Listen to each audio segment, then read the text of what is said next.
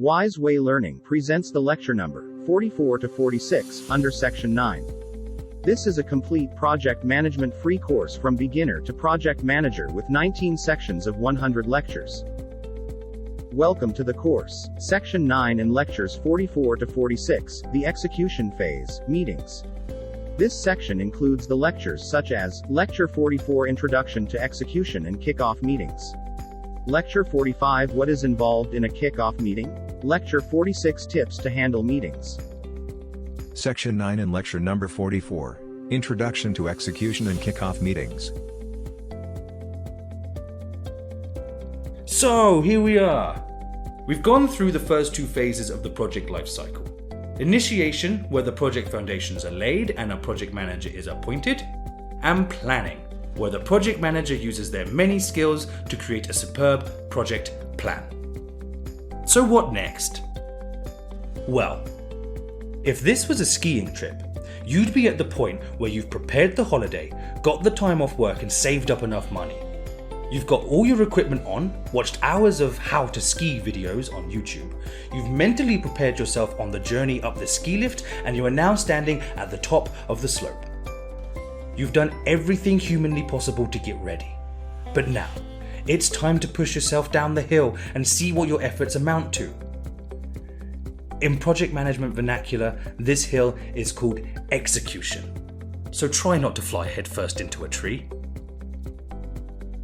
As we said over and over again, the more detailed the plan, the easier the execution.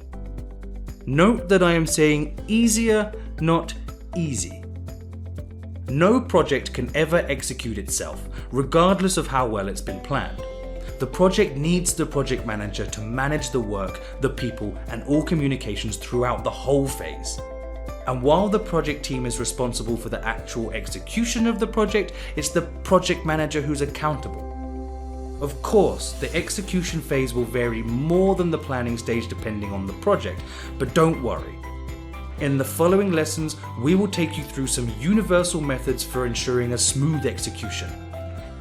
Alright, you may have noticed that the execution phase runs alongside the monitoring and control phase. Instead of explaining both those phases simultaneously, we will break halfway through execution to explain monitoring and control activities. It will be much clearer this way.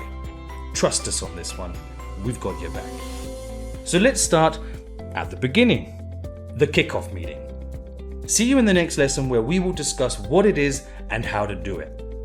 Great stuff. Section 9 and lecture number 45, What is involved in a kickoff meeting? So what is a kickoff meeting? Well, it's just the starting point of the execution phase, and if done well, won't involve any actual kicking.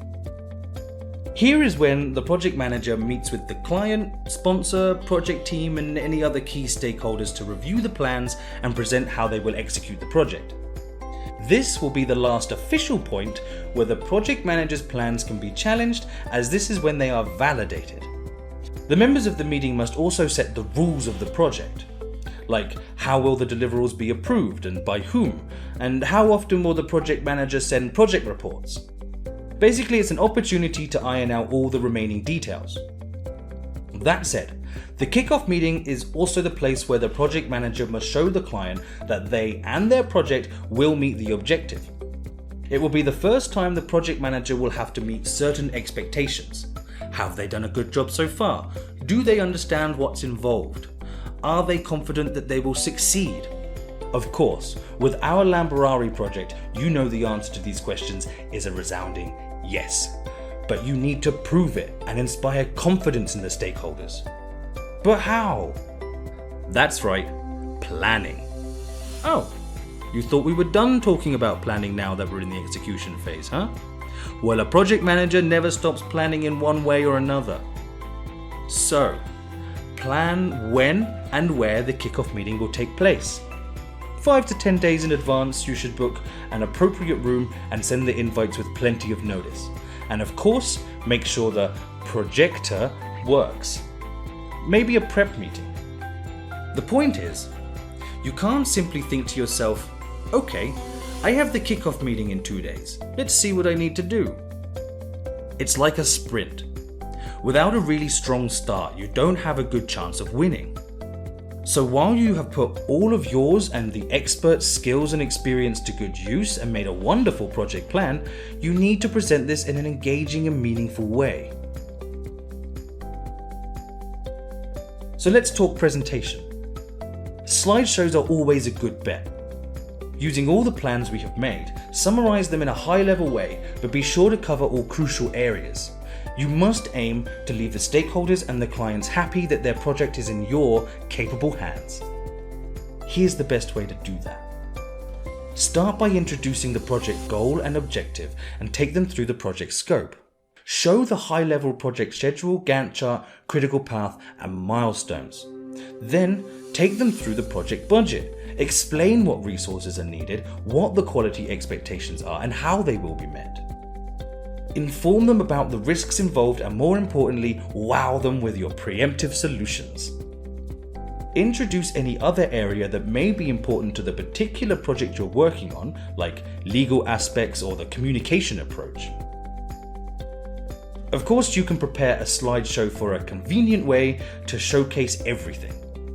Remember though, even after a killer presentation, details will need to be discussed with everybody. This part is harder to prepare for, but there are still methods you can equip yourself with to make the delivery of the meeting super smooth. Once you've introduced everyone and the project, validate the plans by going through them one by one. You have an incredibly detailed plan, so answering any questions should be simple. There is a chance, however, that one or two stakeholders disagree with the rest of the group. Some diplomacy here goes a long way. Try to understand why and perhaps have a discussion away from the meeting. If things can't be resolved, getting the project sponsor involved is also an option. Finally, discuss with the group how the project approval process will work. Who will approve the deliverables? Usually, it would be the client who would judge the project success in comparison to its scope and quality checks. You can also discuss who will be responsible for approving the sub-deliverables. For example, the head of department is a sensible choice to give the approvals at various stages of a work stream. Just before wrapping up, be sure to agree with the group how often the project manager should provide status updates on the project health. Whether it's on track, at risk of being delayed, or already delayed. A weekly meeting is considered best practice, but this can also be bi-weekly or monthly depending on the project.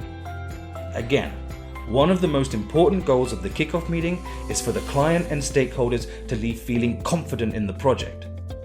Join us next lesson for some useful tips on how to keep them happy. Section 9 and lecture number 46, Tips to Handle Meetings. So would you like some invaluable tips on how to handle a kickoff and any other meeting? Of course you would. So our first tip is to cross-check everything. Ideally, you would have done this throughout the planning phase, but checking your facts with the experts is a must. Engineers, architects, IT developers, they're all going to be more knowledgeable in their respective fields than a project manager. Double checking with them will enable you to justify your planning decisions. However, even though you've consulted and planned from almost every angle, there will still be difficult questions you simply do not know the answer to. If this happens, the best strategy is to admit you do not have the expertise to answer this particular question. No one will doubt your ability to run this project if you admit you do not know an answer to a very technical question. The more important point here is what to do next. A good project manager will have to demonstrate this gap will be immediately addressed. Assure the group that you will find out the necessary information at the first possible moment and the answer will be provided. Then, just update your plan accordingly and do what you promised. You may also encounter people who are constantly concerned by and untrusting of your plan, even if you believe there isn't a better way or plan to address these concerns. A clever idea when this happens is to add their concerns to the risk log. It helps when people see their concerns documented and taken seriously. As you can imagine, there are plenty of words and phrases to avoid when answering questions and discussing a project. For example, If you feel like responding with the sentence, "This cannot be done," consider phrasing it differently. Like, "Considering the available time or budget, there is a low probability that we can deliver this as per these expectations." Of course, there are plenty of these, but the two biggest ones that will make a team lose trust in you are "I don't know" and "I hope." As we said, if you don't know, approach the situation with a can-do attitude. Unfortunately, I cannot confirm this right now. Let me review it over the next day and I will get back to you with an answer.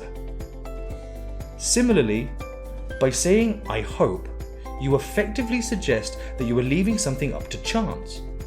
Instead, try, "We have reviewed and planned to meet the goal. If we see it is not progressing as per our expectations, then we will quickly take actions to bring it back on track." This shows that even by chance something happens, you will take actions to resolve it. Notice that in the last quote, the project manager said "we" instead of "I." This is a smart way of promoting team spirit and motivation. You and the project would be nothing without them. We know you're brilliant, but so is your team, and you need to make sure they know that too. Inspire enthusiasm. After all, you are about to create something amazing with a group of diverse people with different skills and backgrounds. Motivate your team. If you are confident in their success, they will be too. Now, after the kickoff meeting, don't forget to send the minutes. The minutes not only serve as a reminder, but also as a formal documentation of agreed commitments. And speaking of commitments, follow up on your own. Demonstrate that the action, owner, due date concept is second nature to you. What's the action, owner, due date concept, you ask? Join us next lesson to find out.